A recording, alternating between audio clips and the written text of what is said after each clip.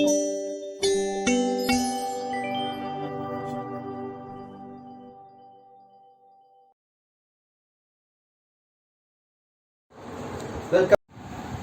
to J Mirror Knowledge.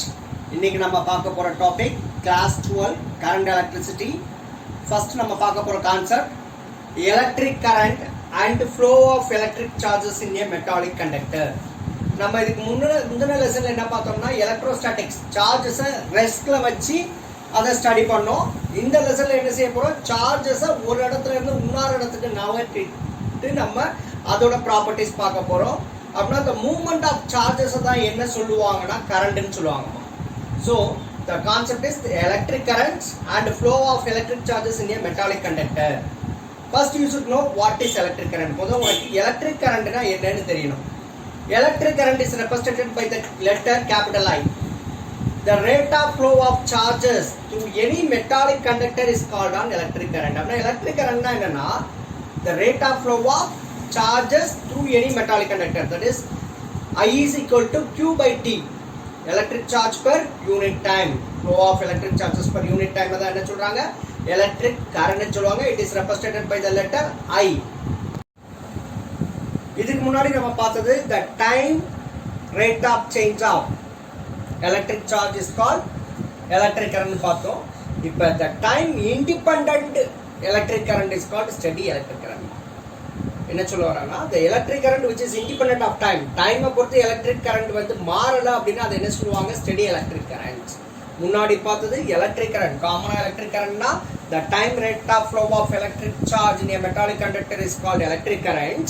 இங்க the time independent electric current is called steady electric current னு உங்களுக்கு தெரிஞ்சிருக்கணும். இதோட ஃபார்முலா என்ன அப்படின்னா நம்ம யூஸ் பண்ற எல்லா இடத்துலயும் நம்ம யூஸ் பண்ற கரண்ட் என்னதுன்னா ஸ்டெடி எலக்ட்ரிக் கரண்ட்மா. நம்ம வீட்டுக்குள்ள வர்றது பொட்டன்ஷியல் டிஃபரன்ஸ் சேஞ்ச் ஆகும், 220 வோல்ட்ல இருந்து 240 வோல்ட்டுக்கு சேஞ்ச் ஆகும். ஆனா கரண்ட் சேஞ்ச் ஆகாது. கரண்ட் வந்து ஸ்டெடி கரண்ட், அப்படியே ஐயாவே இருக்கும், ஐயாவே இருக்கும். So I is equal to Q by T. I is equal to Q by T. Electric current is represented by this letter I. I is equal to Q by T. Q is the electric charge. Electric charge oda unit வந்து coulomb, அதோட simple capital C. And T time, SI unit of time is seconds. We know Q is equal to NE, quantization of electric charge. Q is equal to NE னு நம்ம first லெசன்ல படிச்சிருக்கோம். One of the property of electric charge. இப்போ இந்த Q is equal to NE இங்க substitute பண்ணோம்னா I is equal to NE by T னு கிடைக்கும். N is the number of electrons and E is the charge on each electron. Its value is 1.6 into 10 to the power of minus 19 coulomb. Fourth point, SI unit of electric current. First எப்பவுமே ஒரு topic ஒரு concept எடுத்துட்டோம்னா அதோட டாபிக்கை பத்தி உங்களுக்கு தெரிஞ்சிருக்கணுமா. அதனால இப்ப பார்க்க போற லெசன் என்னது, இப்ப பார்த்துட்டு இருக்கிற லெசன் கரண்ட் எலக்ட்ரிசிட்டி. அப்படின்னா கரண்ட்னா என்னன்னு தெரியணும், அதை தான் நம்ம இப்ப டிஸ்கஸ் பண்ணிட்டு இருக்கோம். அதுக்கடுத்து எலக்ட்ரிசிட்டினா என்னன்னு தெரியணும். இந்த ரெண்டையும் தெரிஞ்சுக்கிட்டு தான் அதுக்கப்புறம் நம்ம லெசனுக்குள்ள போகணும். அதனாலதான் இப்ப கரண்டை பத்தி நம்ம டிஸ்கஸ் பண்ணும்போது கரண்ட்னா என்ன, அதோட டைப்ஸ் என்ன அது பார்த்தாச்சு. Current electric current, time dependent current, time independent current. Time independent current என்னது, ஸ்டெடி கரண்ட், ஸ்டெடி எலக்ட்ரிக் கரண்ட்னு பார்த்துட்டோம். அதுக்கப்புறம் அதோட ஃபார்முலா பார்த்துட்டோம். அதுக்கப்புறம் இப்போ அதோட யூனிட் பார்க்க போறோம். What is the SI unit of electric current? Ampere, AMPERE. எப்பயுமே the unit named after the scientist should be written in small letter, initial small letter, and the symbol of the unit named after the scientist should be written in capital letter. நல்லா ஞாபகம் வச்சுக்கோங்க. ஒரு scientist பேரை அவர் கண்டுபிடிப்புக்கு வைக்கும் போது, அவர் பேர் எழுதும் போது ஆரம்பிக்கும் போது ஸ்மால் லெட்டர்ல தான் எழுதணும். அதோட சிம்பிள், இப்ப ஆம்பியர் அப்படின்னா அதோட சிம்பிள் என்ன, ஏ அப்படின்னா ஏ அப்படின்னு சிம்பிள் எழுதும் போது கேபிட்டல் லெட்டர்ல எழுதணும். நேம் எழுதும் போது small letter, starting small letter இருக்கணும், initial letter. So SI unit of electric current is ampere, capital A in SI system, and stat ampere, that is STATA in CGS system. CGS system na என்னது, CGS system is the CGS system என்னமா, British system ah French system ah, British system. CGS system is the British system. C is the centimeter, G is the gram, and S is the second. அதே இது British system என்னது, FBS system. Indian system என்ன, MKS system. Indian system என்னது, MKS system. M na meter, K na kilogram, S na second. Length is measured in meter, mass is measured in kilogram, time is measured in second in India. So Indian system is MKS system. CGS system is the French system. That is F French system na nama C centimeter, G gram and S second. That is length is measured in centimeter, mass is measured in gram and time is measured in second. British system, FBS system, the length is measured in foot, the time is measured in second, the mass is measured in pounds. Then the dimensions. What is the dimensions of electric current? M to the power of 0, L to the power of 0, T to the power of 0, A to the power of 1. It is the time independent, length independent and mass independent. It depends only upon the ampere. So A to the power of 1. Then whether it is a scalar or vector quantity. அடுத்து என்ன செய்யணும்?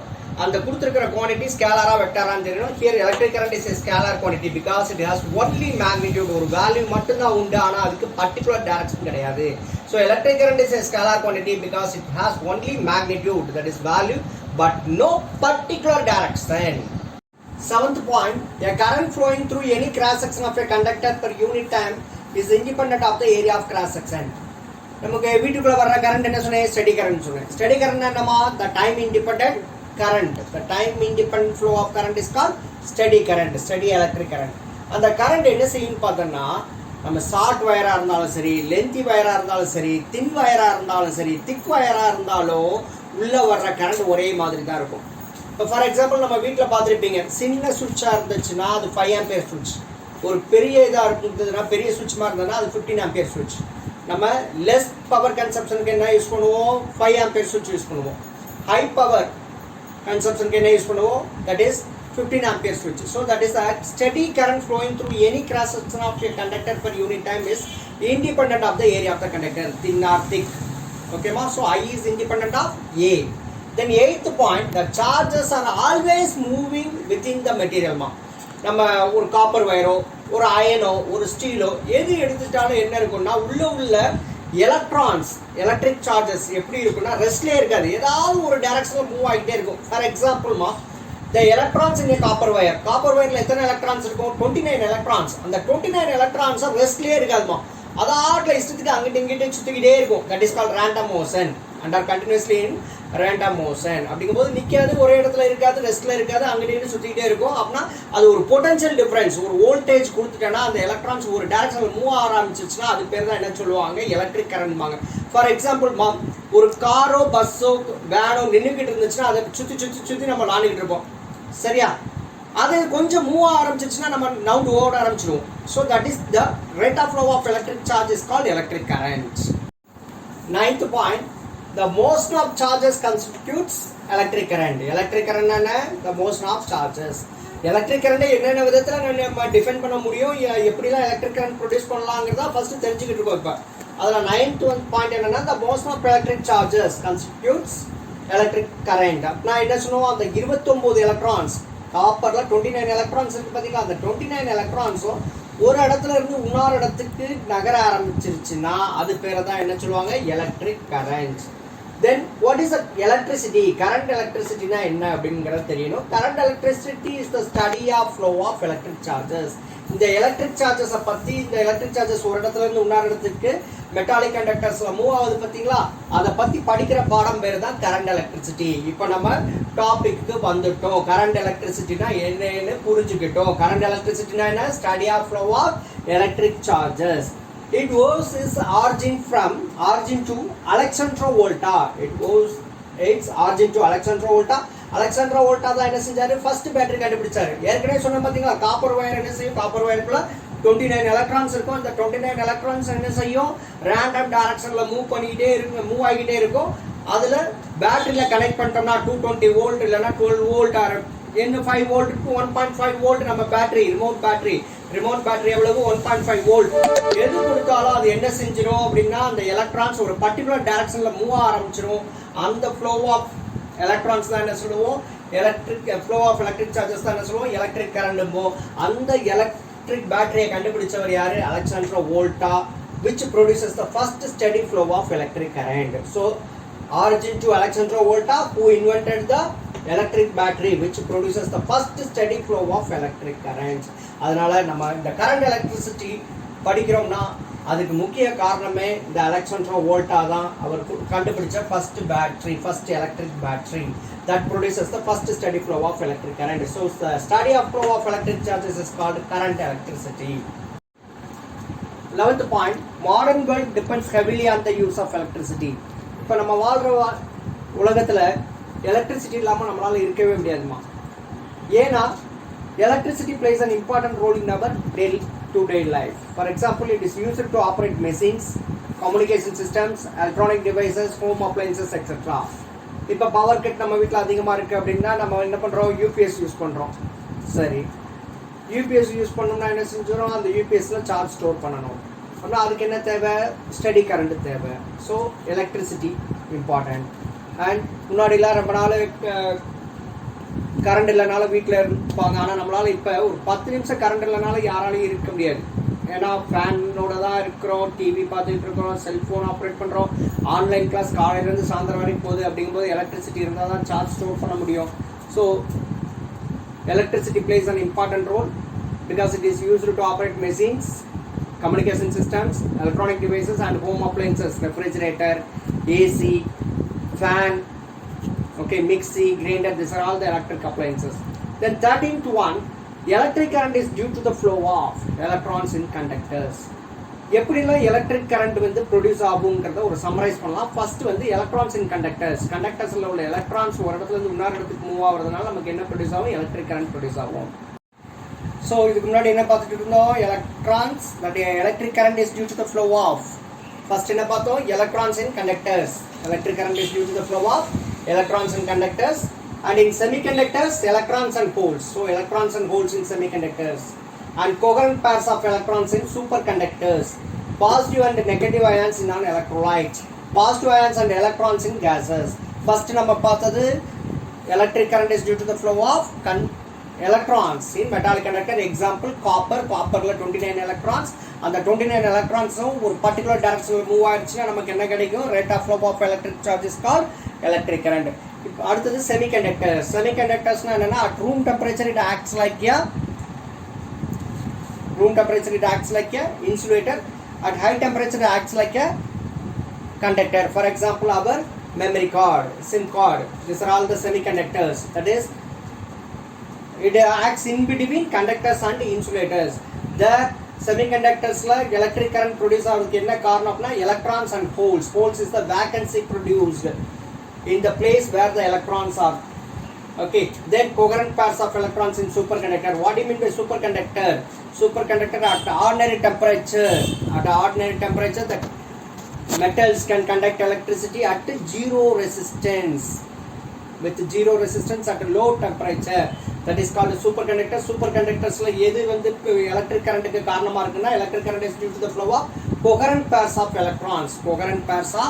electrons.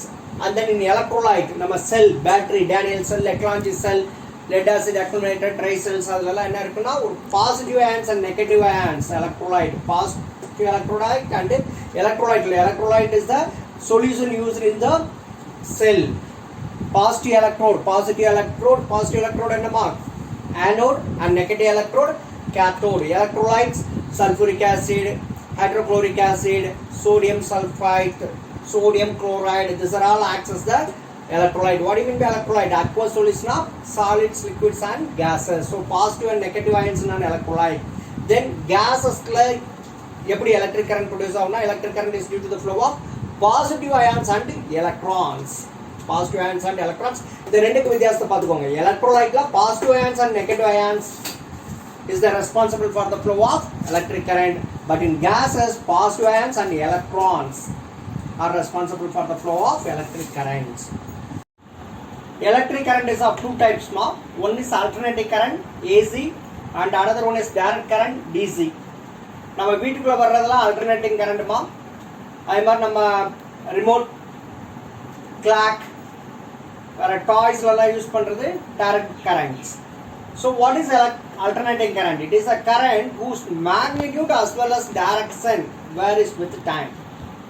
என்ன செய்யும், கரண்டோட value, direction, டைமை பொறுத்து மாறிச்சுன்னா அது வந்து alternative current. Direct கரண்ட்னா அதோட வேல்யூ மட்டும் மாறும், டைமை பொறுத்து, ஆனால் டைரக்ஷன் மாறாது. That is called direct current. So it is the current whose magnitude varies with time while the direction remains unchanged. இங்கே மேக்னிடியூட் டைரக்ஷனும் டைமை பொறுத்து மாறும். இங்கே கரண்ட்டோட வேல்யூ தட் இஸ் மேக்னிடியூட் மட்டும் டைமை பொறுத்து மாறும். டைரக்ஷன் மாறாது, கான்ஸ்டன்டாக இருக்கும். அதுதான் direct currents. So alternating current, the time varying electric currents, that is the magnitude as well as the direction varies with time. magnitude direction time பொறுத்து மாறுது. கரண்டோட மேக்னிடியூட் வேல்யூவும் டைரக்ஷனும் மாறுது. அதனால இது ஆல்டர்னேட்டிங் கரண்ட். இந்த ரெண்டாவது டயக்ராம்ல பாருங்க, magnitude varies but direction remains the same. so it is a direct current. இந்த கிராஃப் வந்து ஆல்டர்னேட்டிங் கரண்ட் கிராஃப், இது டைரக்ட் கரண்ட். இங்க டைரக்ஷன் டைமை பொறுத்து மாறுது. கரண்டோட டைரக்ஷன் டைமை பொறுத்து மாறுது. இங்க கரண்டோட டைரக்ஷன் டைமை பொறுத்து மாறல. So it is a direct current. டைமை பொறுத்து டைரக்ஷன் மாறுச்சுன்னா ஆல்டர்னேட்டிங் கரண்ட், டைமை பொறுத்து டைரக்ஷன் மாறலன்னா டைரக்ட் கரண்ட்.